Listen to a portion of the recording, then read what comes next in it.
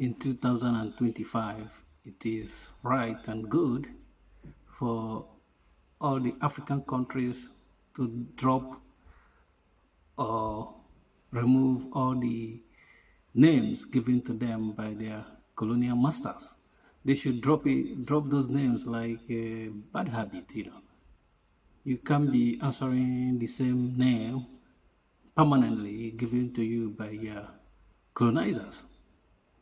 And you see what the importance of names means. Like if someone gives you a name, it means that the person have power over you in some ways. Like, when you look at our parents, they have right to give, the parents have right to give their children names.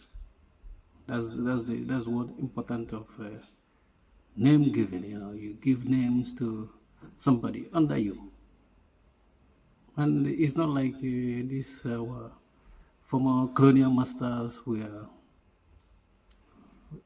very lovely to Africans. So they did not treat Africa nice. So I think, coupled with other stuff, the way they do with Africans, we should now drop those names they're giving us. I know that some of our African people, they are at home with those names. They rejoice when they mention their country name. But this name, most cases, have no meaning.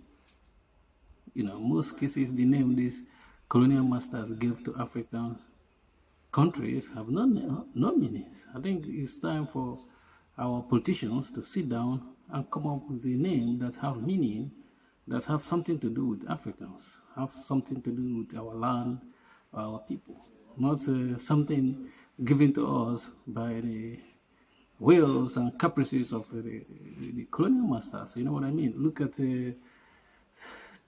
Twitter, for instance. When Elon Musk bought Twitter, what did he do? He changed the name because he has power to change the name so that this name means that the change of name means that now is a new beginning for Twitter. You want to bring in new stuff. But if we keep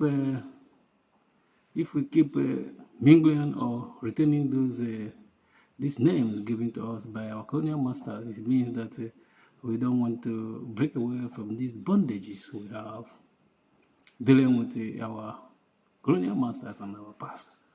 And some African countries have tried to do this in the past.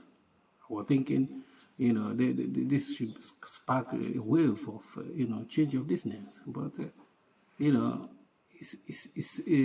didn't work well. It didn't continue changing these names. I think the first thing to do is to give yourself a name, because why should you bear names given to you by those people that didn't even treat you well? There's nothing you can say they did to you that were so beneficial. Because most of the stuff they do to Africans is something that benefits them. But I'm not saying that all the groups that came to Africa were there to rob Africans. Not all of them. Some of them come to help.